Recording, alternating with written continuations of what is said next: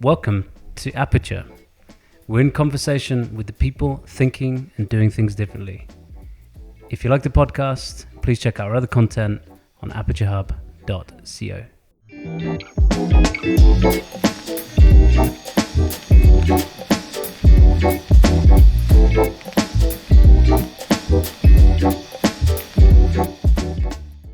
Welcome to the Aperture podcast.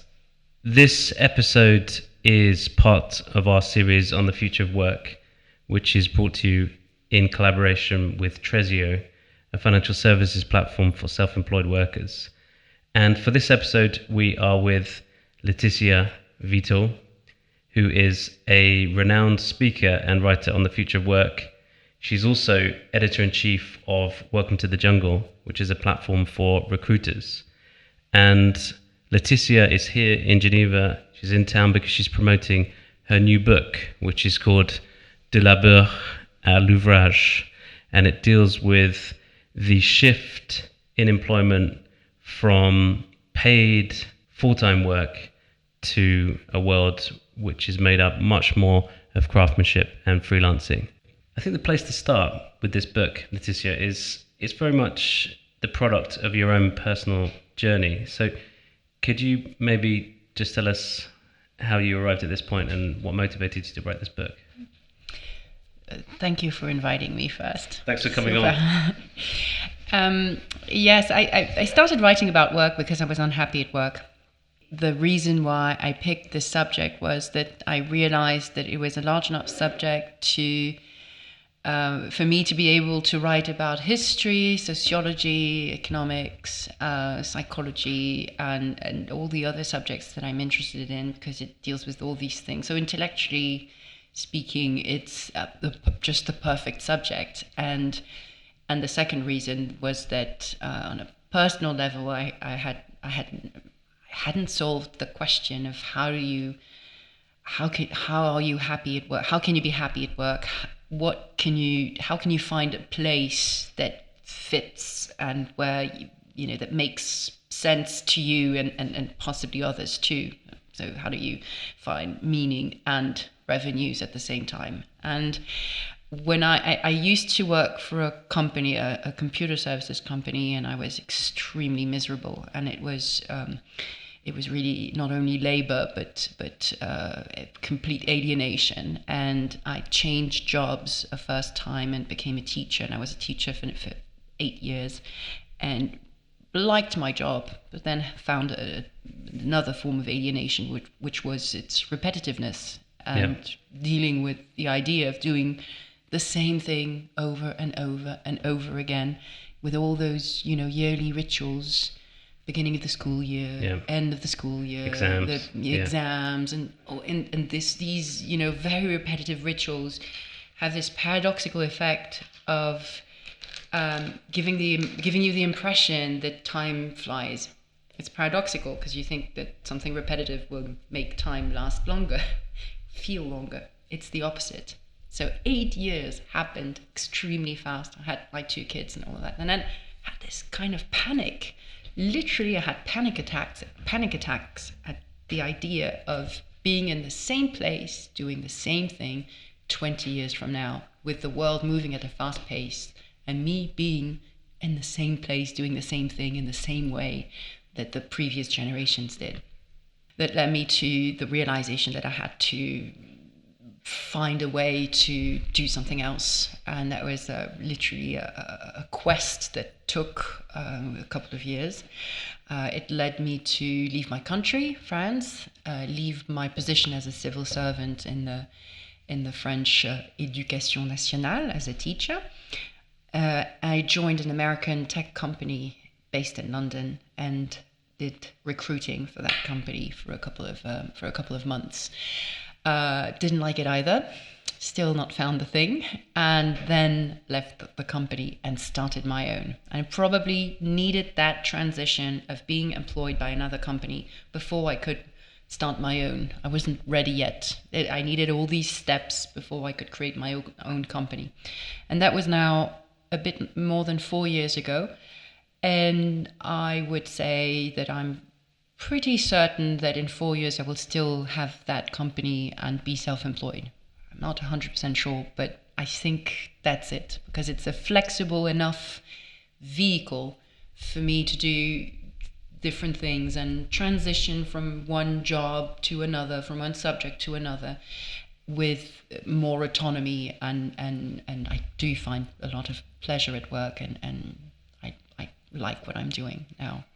So your own experience is one where up until now, every job had trade-offs. So the teaching job had flexibility, but it was monotonous. The job working for the American tech company, I presume, was quite well paid, but it had alienation and other shortcomings. Actually, the teaching job was not that monotonous. It was quite exciting because I had a lot of autonomy, and I could teach my students lots of things about American politics and history. It was very interesting. The problem is it was extremely badly paid. I mean, very badly paid. And because it was so badly paid, it signals to the rest of society, namely the French society, that you're not worth much. And I had probably there's a part of me that's ambitious and that suffered from the way other people were looking at me, someone with no value. And yeah, I know there's this confusion between price and value, and I definitely felt it.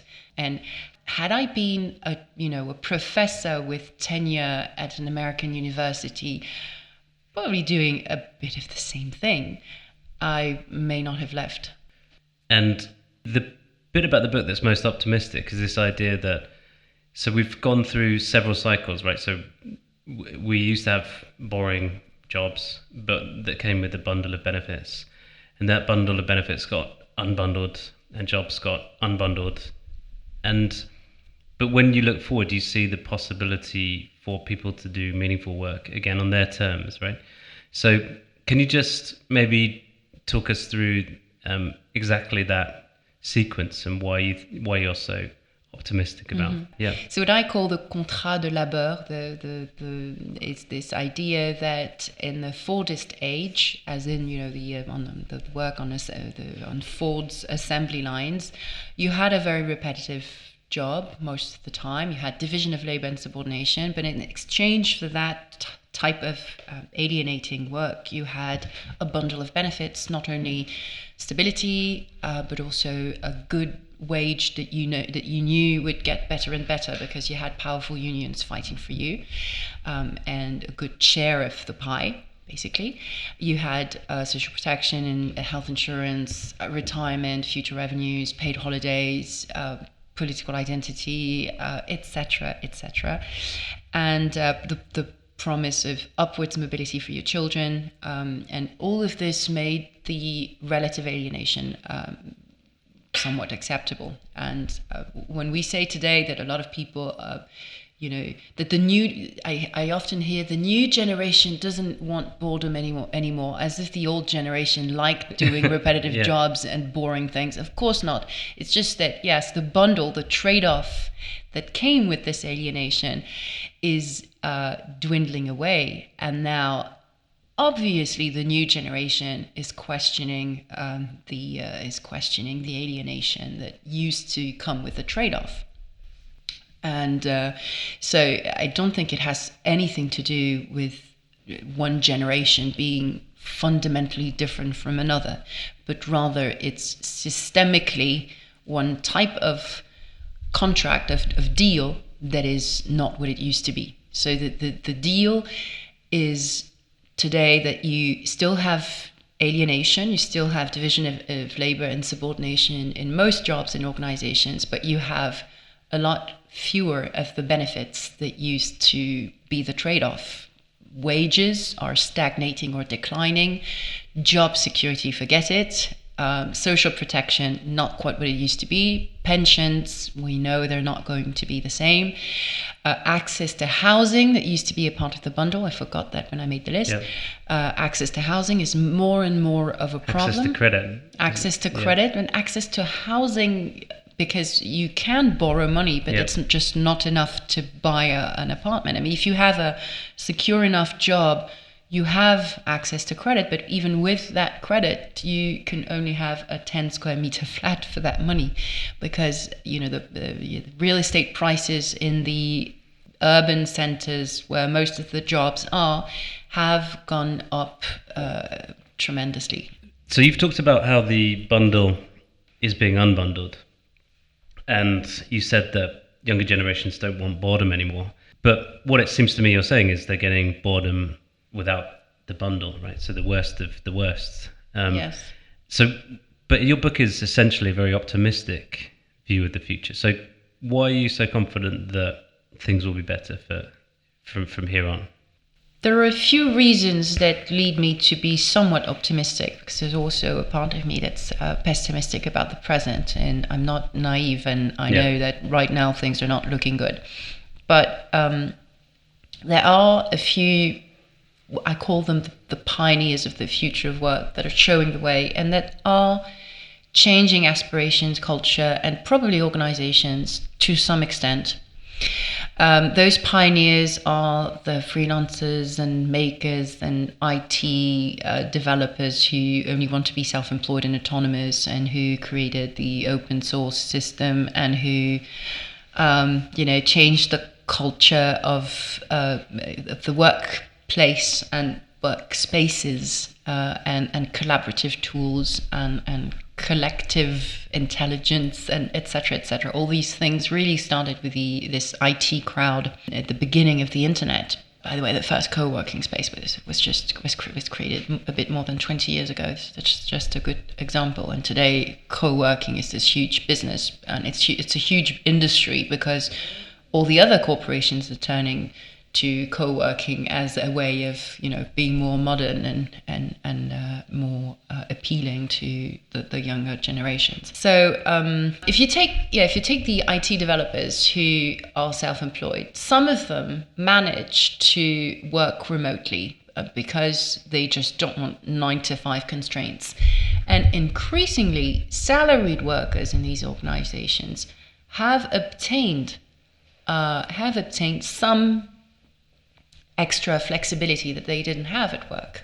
And that's changing management, because once middle managers who were very, very reluctant to accept it find out that that companies are still, that everything's still fine, that everything's still working, then they accept that flexibility as a default can be possible. And that's changing life. That's changing also the way you can balance work and life. It's changing the way presenteeism was controlled very strictly. It's changing things to my mind quite profoundly. So the same factors that caused work to become unbundled. So improvements in telecommunications that allowed work to be globalized, for example, and the same factors that have led to some degree to feelings of loneliness and isolation. You're saying those same factors can actually provide agency to people to get a better bargain. Yes. Because it's been unbundled, they can sort of demonstrate their own individual worth more easily, and therefore achieve higher pay and better conditions. Well, some of them can, and especially those with the skills that are in high demand on the market. Now, the question obviously is, what about those with skills that are not in high demand? Yeah, that was going to be my follow-up. and yes, of course, things are much more difficult for them. They have the precariousness with any of the freedom and. Although sometimes with the same level of precariousness and low pay, some of them prefer the flexibility of platform work because they can choose their shifts, because they can choose exactly how many hours they work, and it's easier to juggle the constraints of having a family, for example, and looking after your children. Whereas if you work for a less flexible company on a 0-hour contract, sometimes on top of that you have the cost of transportation in strange hours of the day, or you have the cost of finding a way to have to find someone to look after your children. And so with the same level of pay, sometimes a bit flexibility on the side of the worker is indeed a little bit of a gain. Now, for most, that's not enough, obviously, but that's more a question for public policy than it is a question for individuals, because there is only so much you can do when nothing's regulated and when you have no safety net and when you have no training institutions to help you transition to a different career. There's only so much you can do on your own when you're not well connected. So if we accept that some people prefer the autonomy that comes from an increasingly sort of unbundled workforce or remote workforce, or however we want to describe it, and if we assume that some people have the skill sets and to be able to bid up their own pay and conditions, so there are two groups in the workforce who are, everything else being equal, happier than they would have been before. What about everybody else? Because how do we get better conditions for all of those people that essentially preferred the old paradigm of boring job, but a good bundle of benefits versus boring job and very few benefits? And it could even be worse, right? Boring job, few benefits, and very precarious hours, zero hour contract. Absolutely. You can have division of labor, subordination, and precariousness, and low pay. You can have all of the bad things. But what is it that makes all of the this type of deal possible?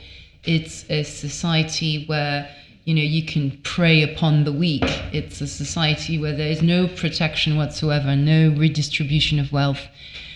It all boils down to what kind of society do you want? Do you want something that looks more like the Danish model, or do you want something that looks more like the UK model? And that's fundamentally a political question.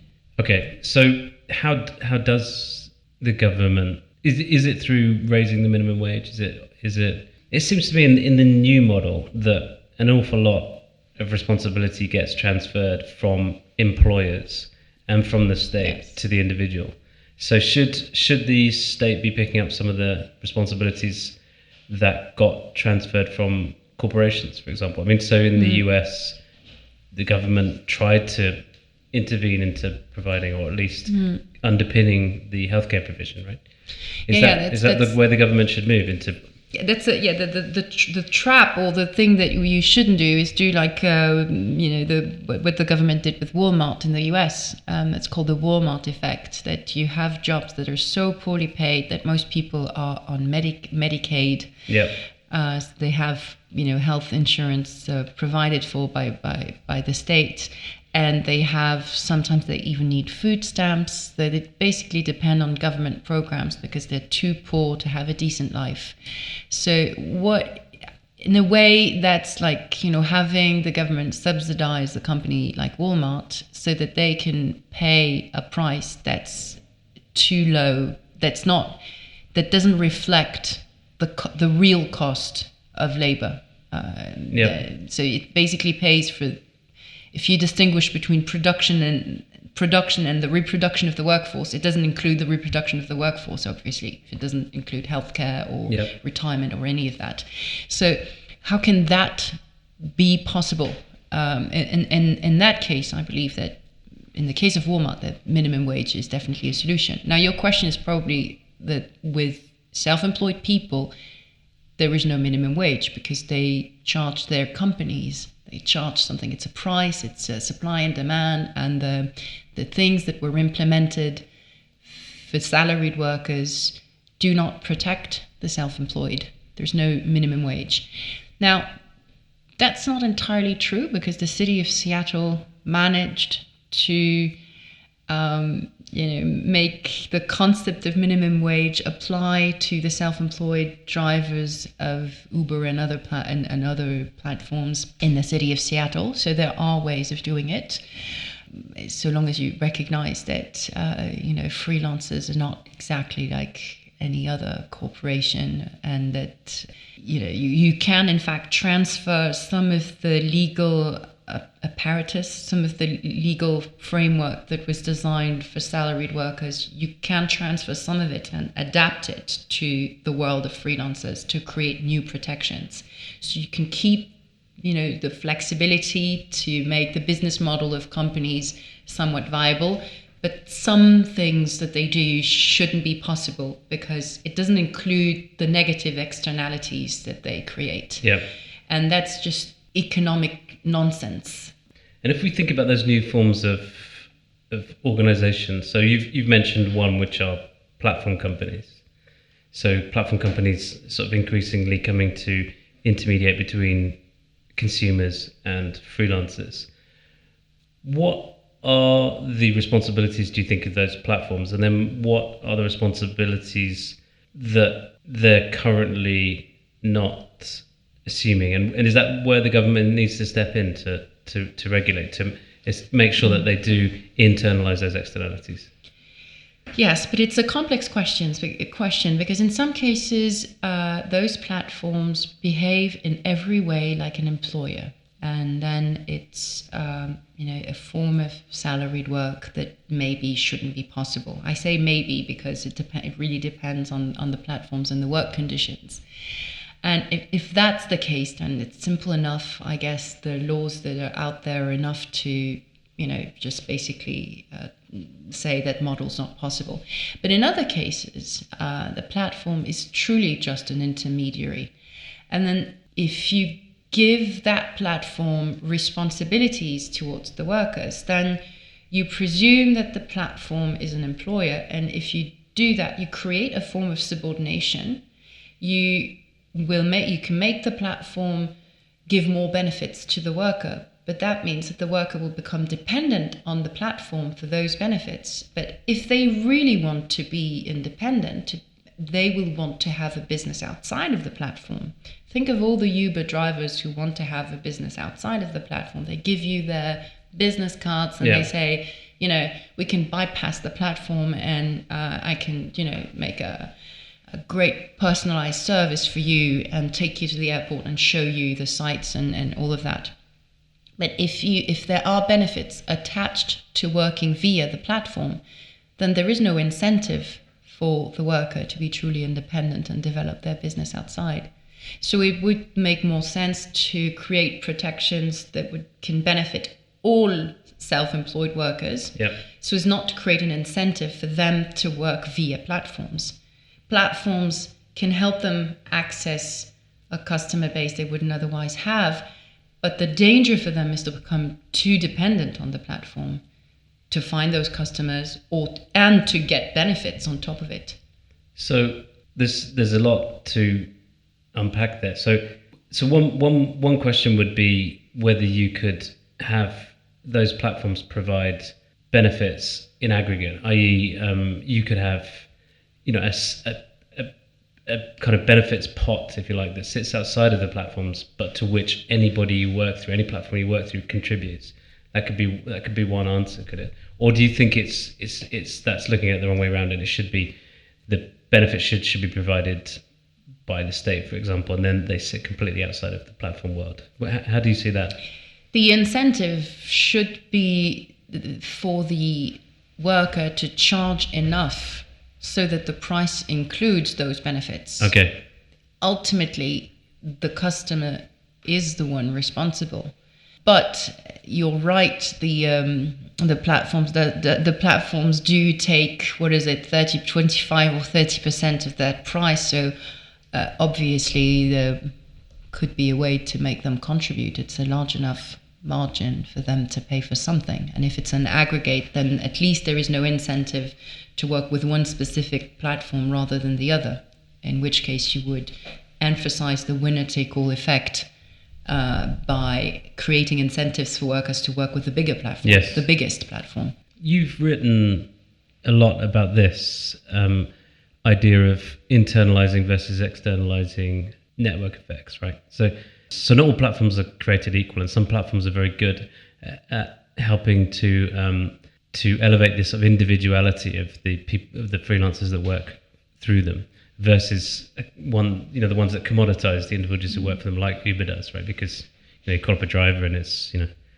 the only thing that changes is the car, the rating, but and you get no choice as the end consumer, versus others where exactly who you're contracting and they can charge a different price because they've got a different rating and so on.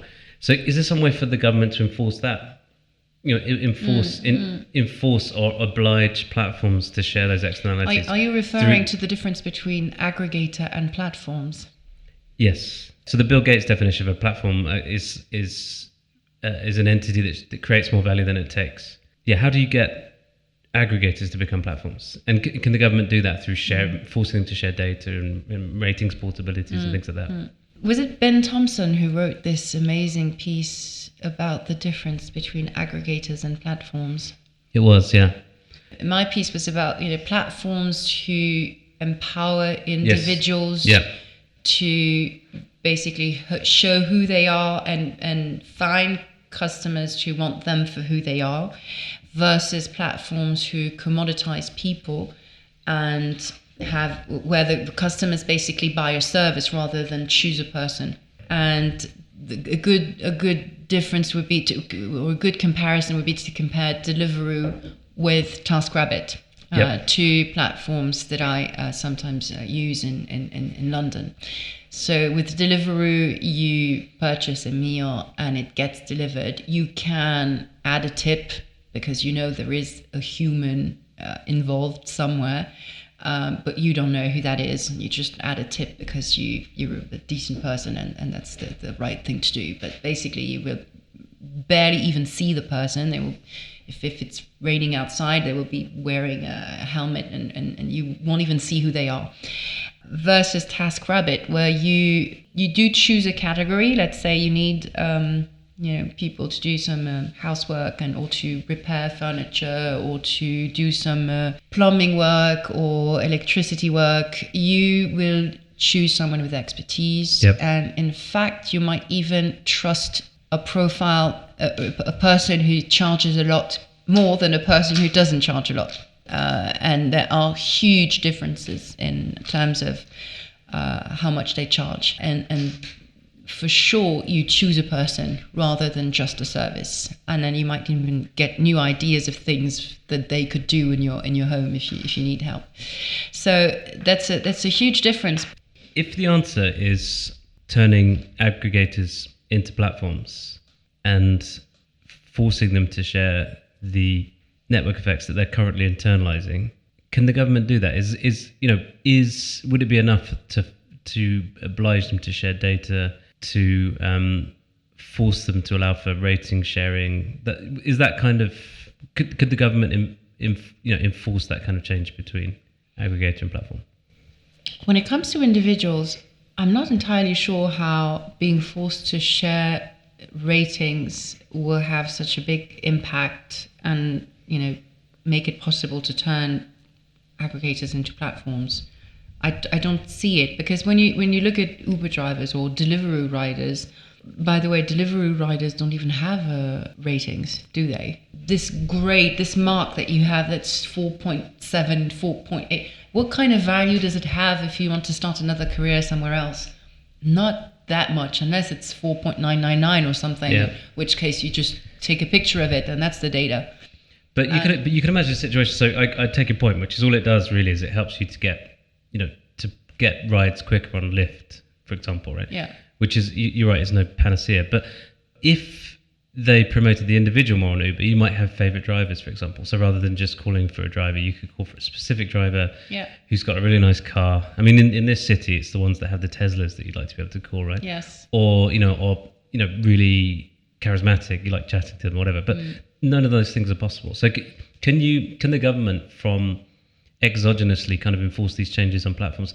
Forcing them to share data is always a good idea, but there are lots of types of data that can be useful for a number of reasons, be it collecting information about the workers, knowing who they are, how they drive, why they do what they do, how many cars are out there, information and data to help with public transportation services, to help with urban planning, etc. So there are many reasons to collect data better.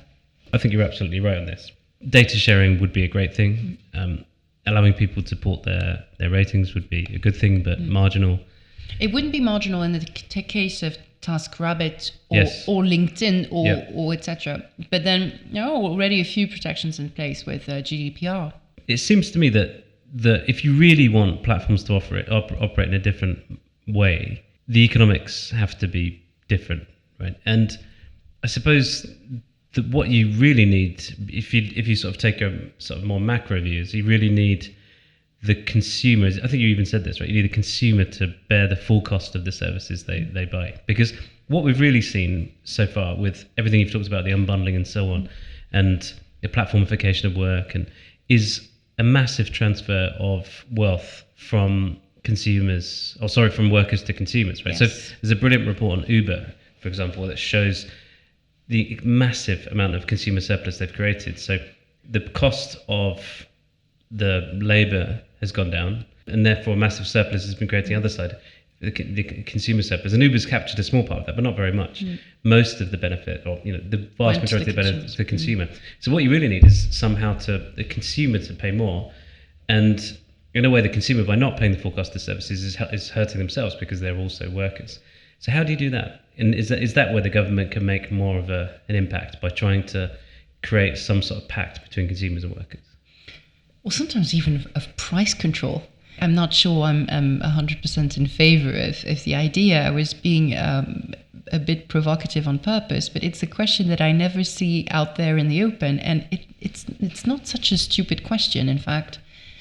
Well, in a way, craft, this move to craft goods and artisanal goods is that, in a way, right? Because it's almost like the consumer's prepared to pay much more than the marginal cost, and is prepared, therefore, to subsidize people who want to pursue their passions.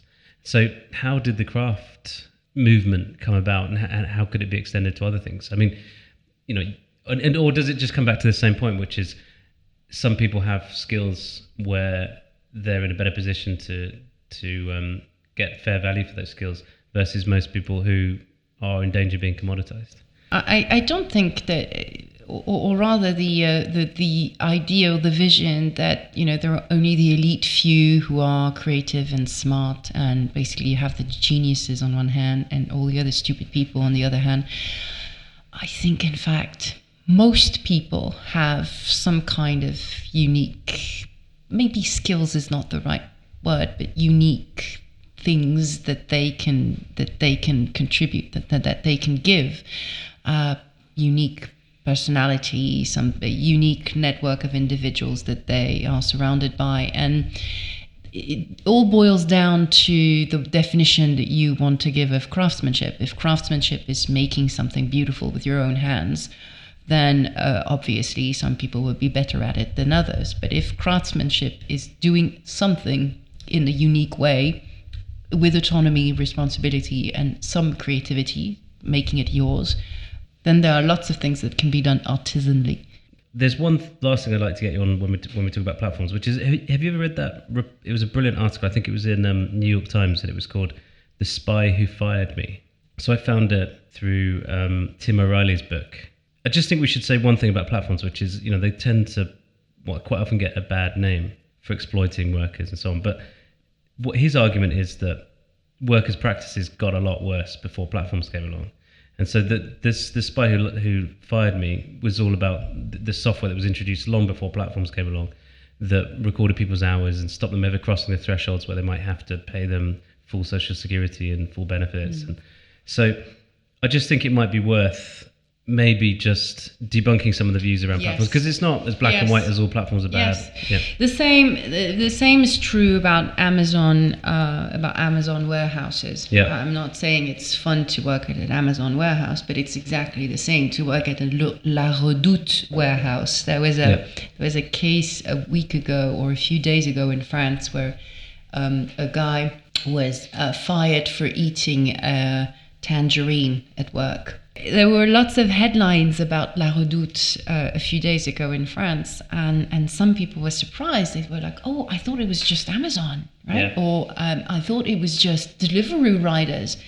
In fact, the truth is that a lot of workers, the hundreds of thousands of cleaning women working for service companies who work super early in the morning, super late in the evening, with nothing in between. So it's officially a part-time job, but they're too exhausted to do anything else. Plus, there's no one to employ them in the middle of the day, and they have no social protection and are fully precarious.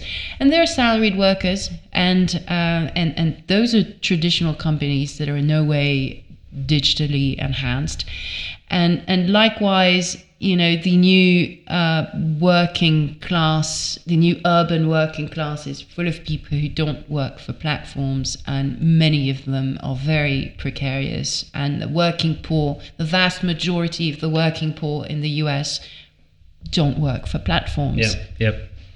And in fact, there have been many studies that show in aggregate, the platforms have created more employment than they've, quote unquote, destroyed. And also that in aggregate, they pay more than the jobs that they've displaced. What it reflects is that the balance of power between workers and employers has changed since the 1960s or 70s, and that's the case everywhere. And except for a small niche of workers on specific skills like computer developers and marketing specialists, the rest of the workers are not in the same situation anymore. As their parents. Because of globalization, chiefly, would you say? Because of globalization, deindustrialization, the decline of labor unions, different culture of individualism that weakened collective bargaining. Because of lots of reasons, demographic reasons and immigration and if we assume that those trends that you talked about aren't going to go into reverse, or most of them aren't going to go into reverse, what are the new sort of policy measures that need to come together, or what are the actions that individuals need to take in terms of reskilling or whatever to try to improve pay and reduce precariousness? And do you think you will see a return of collective bargaining, for example? Is that going to come back?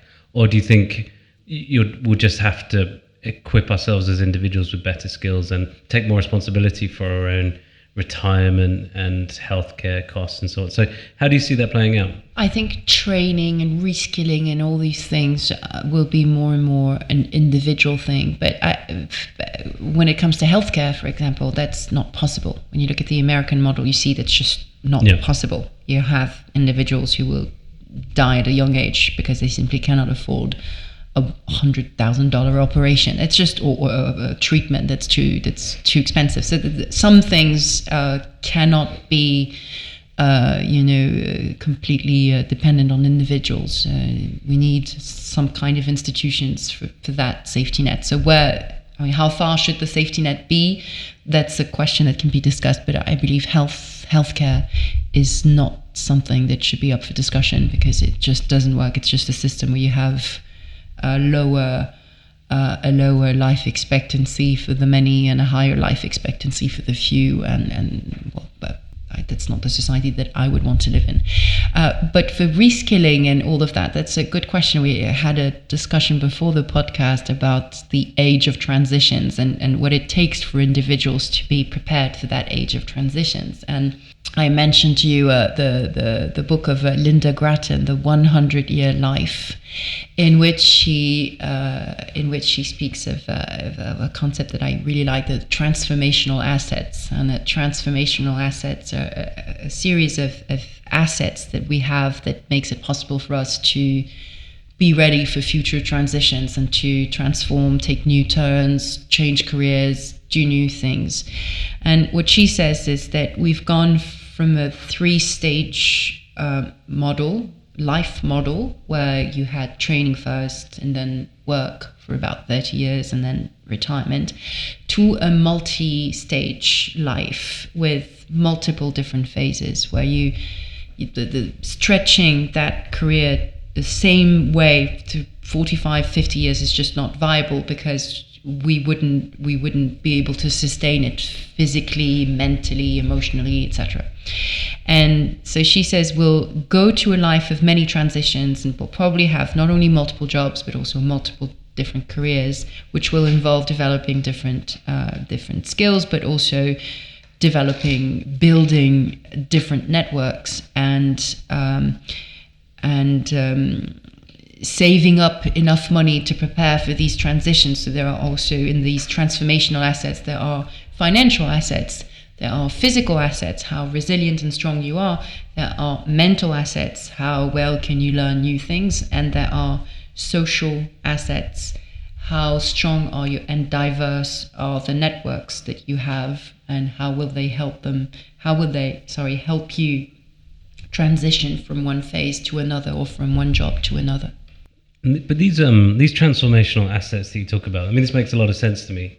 What are they? And these aren't things that we're currently taught or encouraged to develop at the moment, right? I mean, encouraged to develop.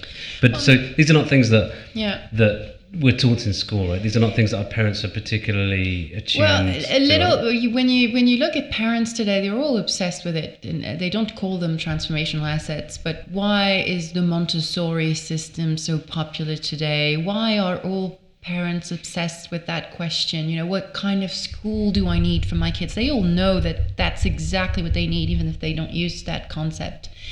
And the Finnish school system that recently did away with the subjects, with the school subjects like mathematics, history, etc., etc. They just merged everything, and they did away with the whole concept of having different school subjects to focus precisely on, different priorities, like how resilient and empathetic and how strong will the kids be to create new and build new networks, and how is their emotional intelligence, and how can they learn to work together, how can they learn to learn new things all the time.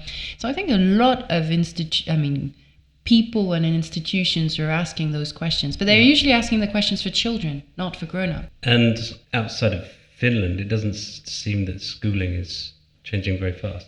It isn't, and there's still this obsession with the skills gap. Yeah. The idea that there are needs on the market that are not satisfied because the school system doesn't teach them enough, and there's this idea that there's always a race. You need to adjust the school system and create this one more class where they learn a computer language that will be useful in the market, and it never works because there's always a delay of 2 to 3 to more years before the child or teenager is actually on the market, and it's such a narrow view of matching.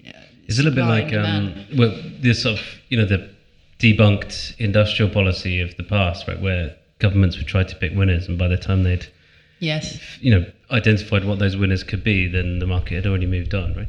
So it's much better, therefore, to take the sort of Finnish model of teaching, equipping people with the, I don't know what you call them, cognitive skills or whatever, right? Yes. So they can adapt rather than trying to teach them specific skills for a specific purpose. Yeah, I'm a strong believer in developing cognitive abilities in general, and that can be by focusing on poetry or music. So if you pick anything your child seems to be interested in, and let them spend the time they want on that, and it can be music, it can be drawing or poetry. I think these things will, be in the direction of more creativity and also discipline, the mental discipline of, yesterday we talked about the 10,000 hours that you need to master a subject or a trade.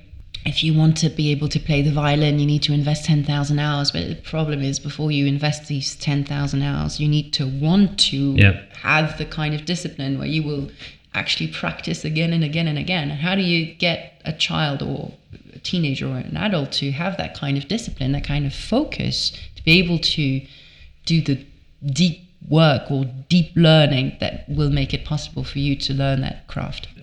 And so just to revisit that idea of the multi-stage life, because implicit in that idea is that people will be switching jobs much more often, but are we sure there'll actually be lots and lots of jobs in the future? So in other words, much more simplistic question, are we confident that we won't just automate away all jobs, which is, a dystopian view of the future, which you don't subscribe to in your book? And I definitely don't subscribe to it, because I write a lot about these proximity services that include cleaning services, nursing jobs, and the like. People will help the elderly remain at home. People will cut hair. Of course, you can have a robot to cut your hair, but that's not the reason why people go to have their hair cut. They go to have their hair cut not because they want their hair cut, but because they want a massage and they want a conversation with the hairdresser.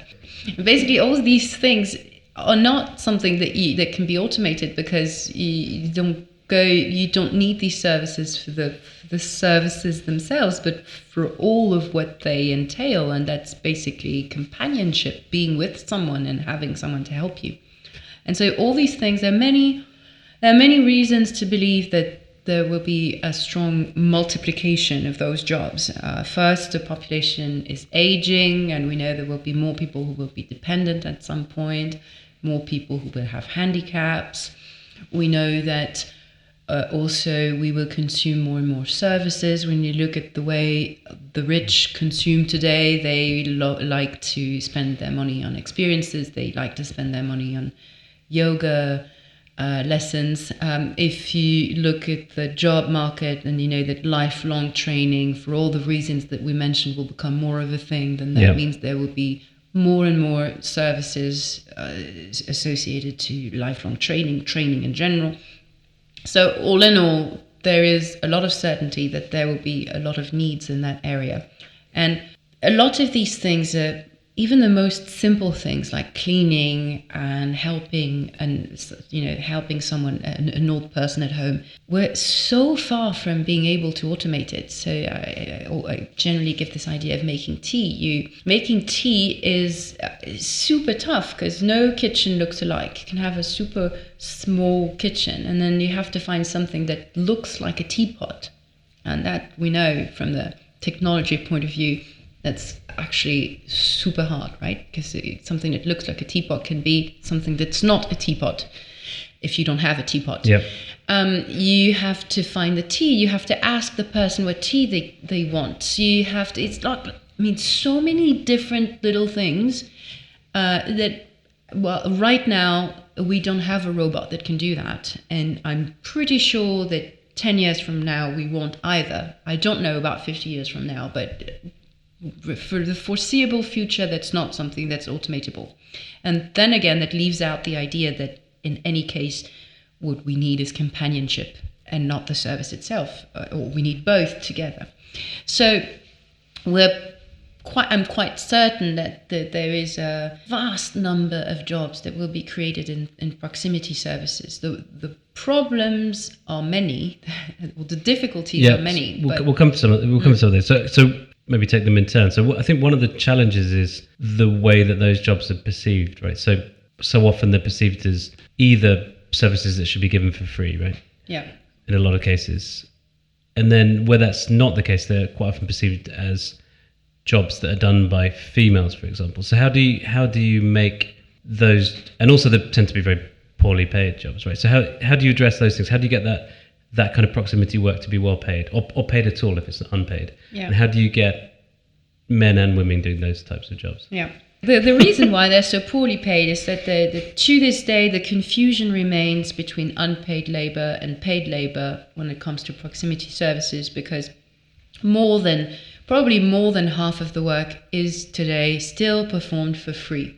So if you iron your own shirt, it will not be a part of the GDP. Whereas if you have your cleaning woman do it, or if you bring it to someone who will do it for you, it will have a price and it will be part of the GDP.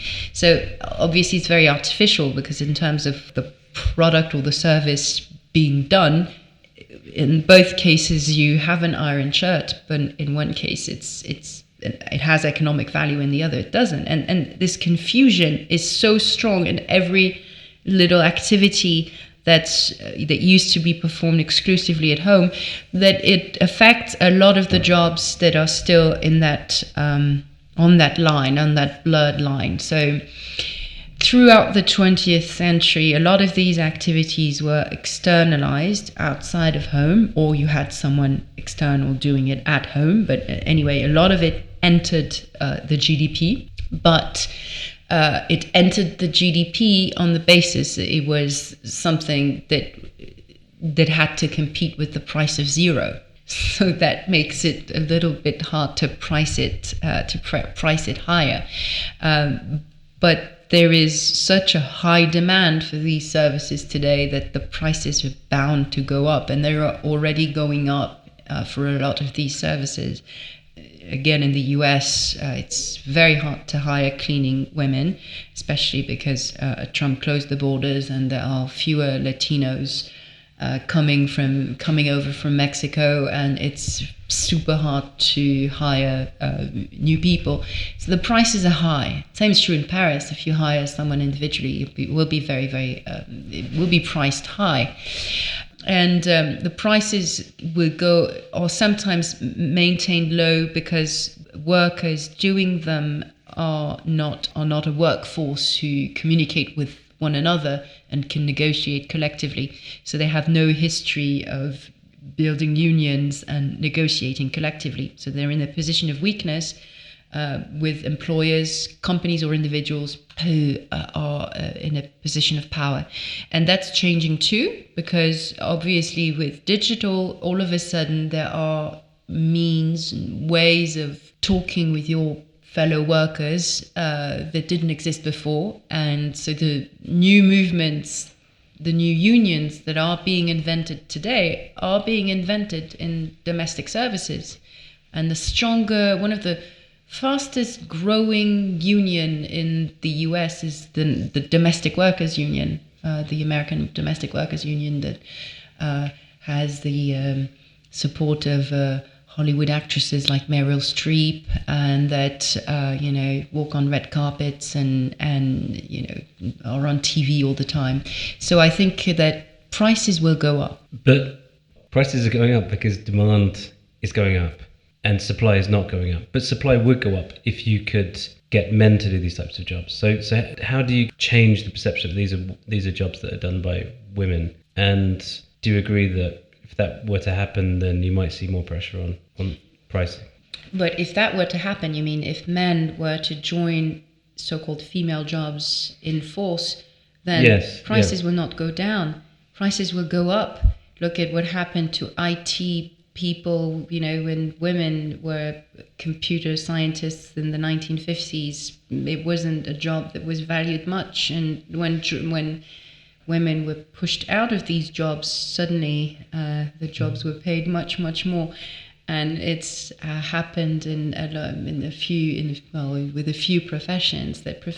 And you can be sure that if a profession becomes more male, then there will be stronger unions, and somehow it will be valued more, because it will also change the perception of value. Yep. If something, and that's the challenge, it's a chicken and egg problem.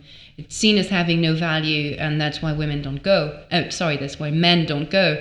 If men were to go, value would be perceived as higher. So I'm happy that you challenged the premise of that question, but in a way you've kind of answered it, right? Which is, you think that if the work becomes better and better paid, that will attract men into the work. That's the idea. That's the idea, that at some point this identity issue of a former male factory worker saying I can't be a nurse because that's a female job.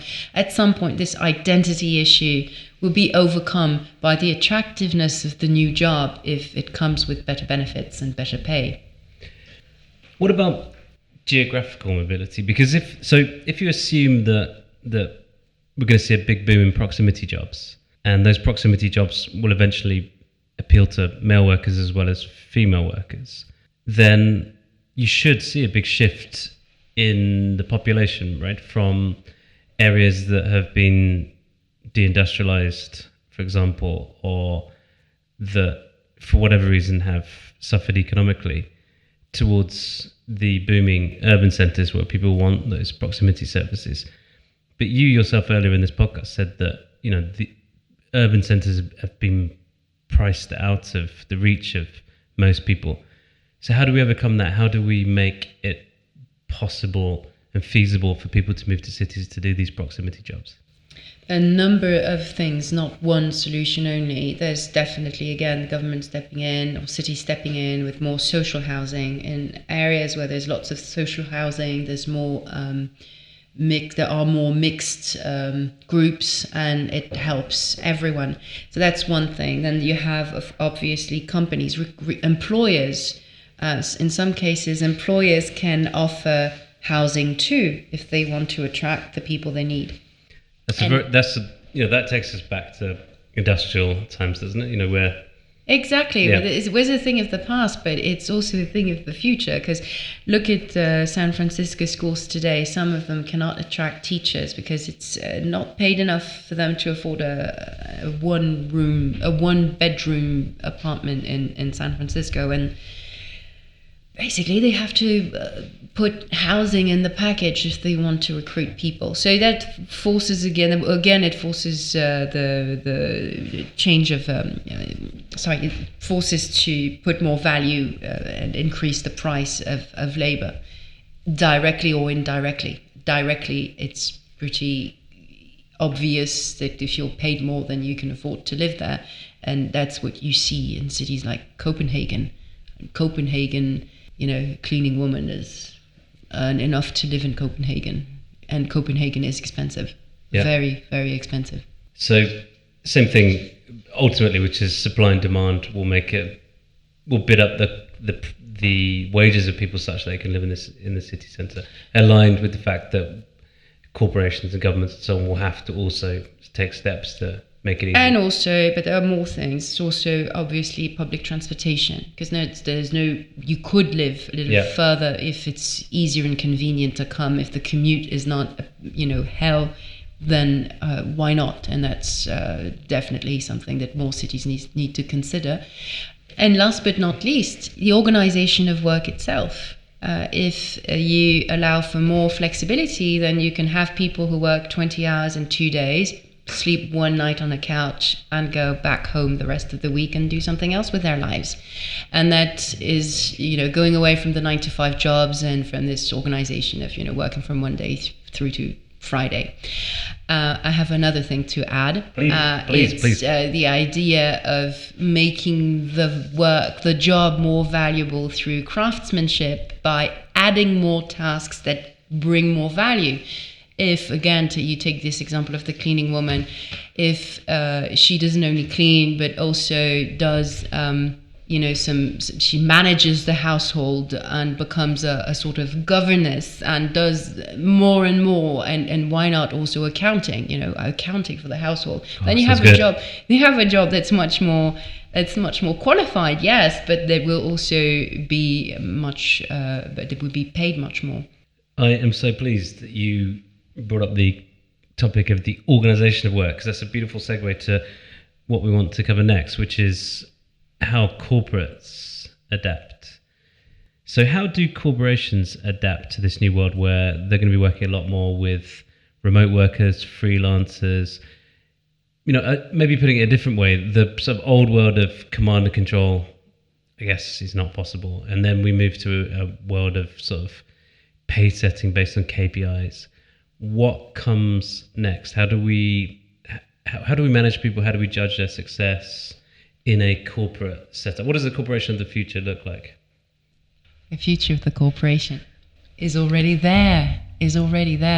A lot of companies have workforces that are composed only partly of an internal workforce that is composed of salaried workers, and the rest are consultants, are interim workers and freelancers and people who work for service companies, providing cleaning services, providing accounting services, providing, you name it, lots of services that are performed in the company, within the company, but not, these workers do not have the same employers as their colleagues. Do you have statistics on that? Because while I can think of examples, it doesn't feel like it's as pervasive as you're suggesting. Precisely, we do not have reliable statistics because the statistics on workers focus on the traditional relationship between an employer and a worker, and the rest is basically suppliers, the world of suppliers. And among the things that you purchase as a company, there are services, there is software that has embedded work in it, but it's a software, right? And you have sheets of paper that you use for your printing machines, and you have furniture and whatever. And all these things is, things that you purchase. So in terms of accounting, it's not the same thing. But the reality behind the things that you purchase is that some of those services are actually performed in the company and in place of a salaried worker who could do it for their employer directly. And you have sometimes side by side different workers doing more or less the same job, but they don't have the same employers, they don't have the same benefits, they don't have the same working conditions. And what does good look like in this new world? Because who does this well? Because a little bit what you're describing there is just, the model of sort of outsourcing, right? So that corporations have a blend of, their own staff plus externals. But to some extent, they've done that for a long time to save costs. And it seems to me there's a way to really capitalize on this shift to get access to the best workers and to manage them differently. So what does the corporation of the future look like from a structural point of view, and how do they manage remote workers? It's a company that doesn't have silos. They don't communicate with each other. One that's in charge of purchasing, the other that's in charge of HR. Basically, human resources is something that's much larger than the current definition of human resources. And if you don't have a strategic vision of, talent management and recruitment that includes, why not, hiring freelancers for short time or long term missions, then you don't have a good view of HR.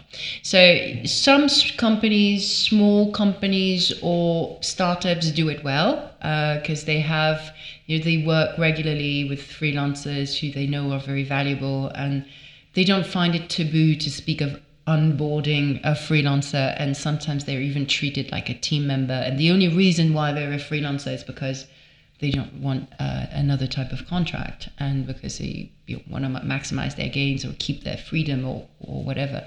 And so some companies, in a very rational and realistic way, have a good view of that. But usually they're smaller companies or younger companies, and the very large organizations still have silos, and they still have these metrics, these accounting metrics that separate things, and for them it's taboo to say you need to consider how to onboard a freelancer, even though you actually have to. A lot of people are fascinated by Hire. I don't know if you're aware of Hire. It's a Chinese manufacturing company, but they've organized work in a very unique way. I think I don't know if it's holacracy, but it's this idea that they've devolved down massive autonomy to every individual in the organization. So everybody has skin in the game. And is that the kind of model you'll see in the future, where the corporate itself is really only sort of a facilitating body rather than actually setting very concrete tasks? A sort of hub or a platform that's open, where employer branding and consumer branding is the same thing, and where all the lines are open. Well, that's the idea, and many companies pretend that they're in that vision of things, and the whole phrase is, I think it was Google, act like an owner, with this idea that workers should have equity, because otherwise they will never act like owners and the owners that they should be, and that you need for them to be innovative and entrepreneurial enough for the company to move ahead. You need them to have a stake in the company. Of course, the reality is that Google became a huge corporation where people do not really act like owners, and where there is division of labor and subordination. But that's another matter. At some point, when you grow and grow, can you really remain agile? But and what if holacracy is even the right model? How do you get something like that to scale? Hire is fascinating, but I think the reason everybody talks about hire is because it's pretty unique right now. I mean, I don't think we can think of hundreds of examples of companies that are doing this on that scale. I have the same problem with liberated companies and teal companies, which is the concept used by Frédéric Laloux, whose book I love very much. What's it called? Just Reinventing Organizations. Is it available in English? Yes. Okay. It was written first in English and then translated into French. So teal organizations, liberated companies, and holacracies, and all these things about new governance and having workers who act like owners. The same thing bothers me that bothers you. It's always the same examples that are given, always the same company. So holacracy, there's always an article about how Zappos, the company Zappos that was purchased by Amazon, made it famous. And by the way, Zappos is no longer a holacracy, sadly. So there are very, very few examples out there, and even fewer of companies that are large and that can provide a model for other companies, and let alone super large corporations who need to transition from one model to another. So the best examples are usually medium-sized companies that had a governance model from the start where people were more autonomous, and that this model has been proved effective in many different places, in many different sectors. And there are more such companies than we know of, because we only know of the companies that were in those books that we mentioned. But I think the thing that's probably repeatable about hire is that it's sort of decomposed itself into small units, because that are more organic, or like cells, the cells of an organism. Yeah, a bit like, a federated governmental structure.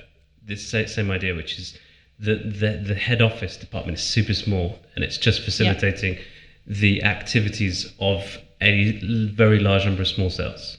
Exactly. Well, that's the model of Frédéric Laloux's teal organization, where the metaphor is that of a living organism, and when you have different cells, they have the flexibility to grow organically and evolve like DNA in a way that's much more adaptive, exactly, than the machine of the large corporation of the Fordist age. And the metaphor for the large corporation of the Fordist age in Laloux's book is that of a machine. So you have cogs in well-oiled machinery and not cells in a living organism. And in a living organism, each individual in that cell is a microscopic, it mirrors microscopically the cell itself. So it's also a living organism that exists in its entirety, and not just a cog with one thing, but a living. And so it's just a beautiful metaphor. Yeah, it is. That probably speaks a lot to people who want to think about organizations and philosophize about it. Yeah, but difficult to codify.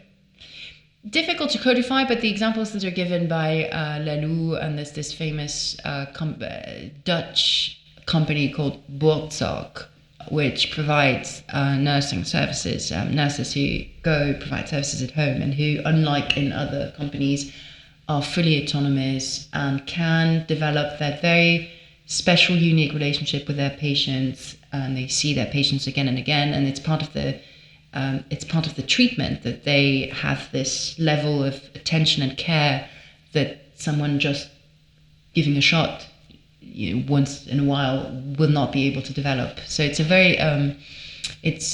very successful company that's launched in several European countries.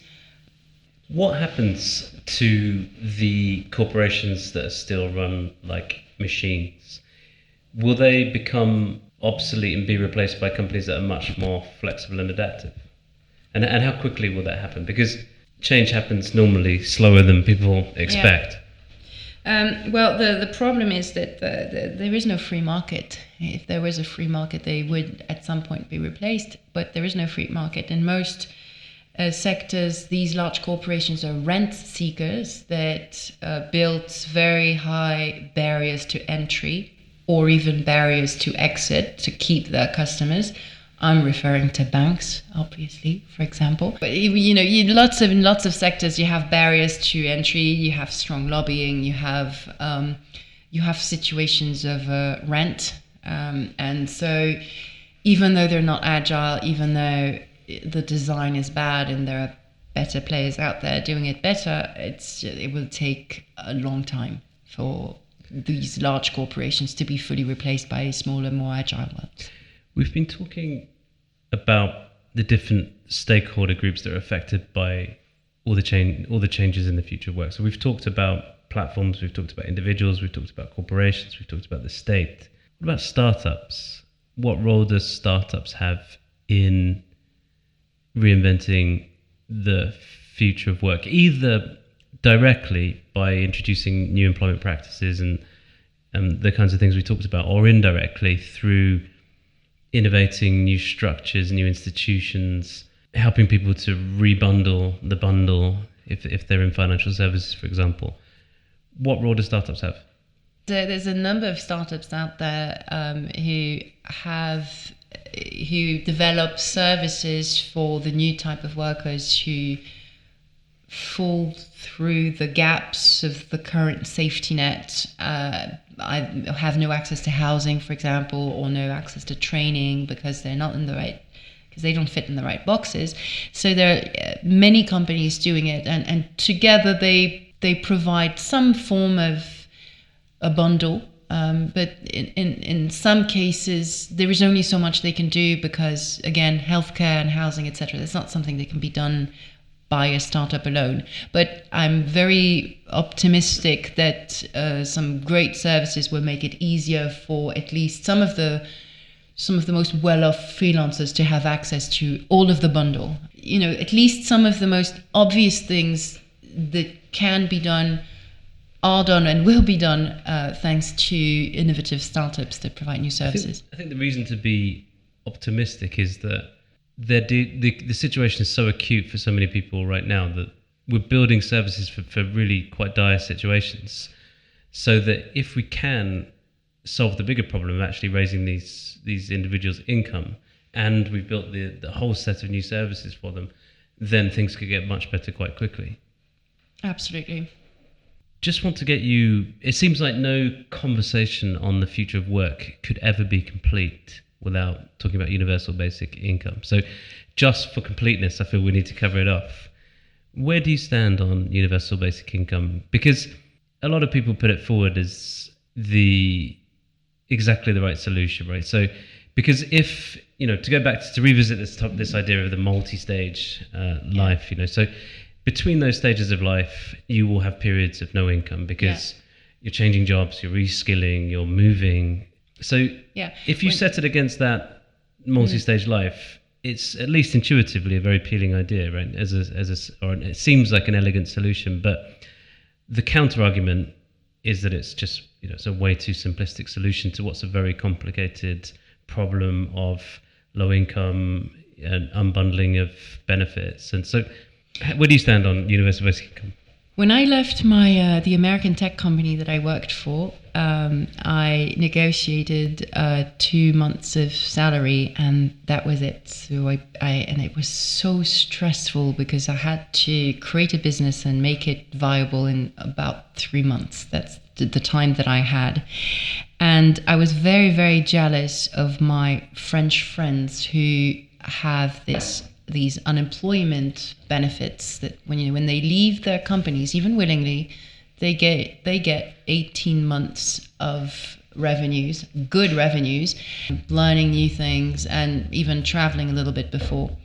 And I was very envious of them. So the unemployment insurance system in France is a system that's made it possible for so many people to transition from one job to the next, and it's amazing.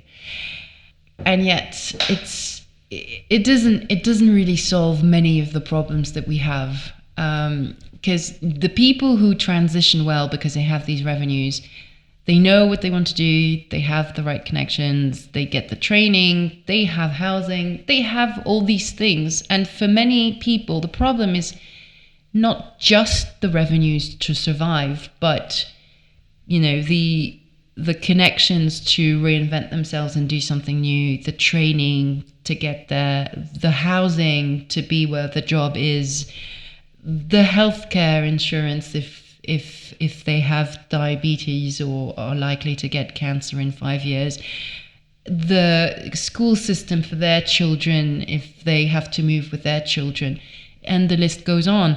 And basically, money is just, if money is just for food when you have all the rest, right? So it's not enough, and it's just survival. If it's on top of, so I'm very much in favor of this income when it's combined with the other things that will make it easier for people to transition from one thing to the next and find meaning in their professional lives. Do you think it risks being a distraction? i.e., if we boil it down to something that's too simplistic, then we fail to have or develop the imagination to solve all the other problems?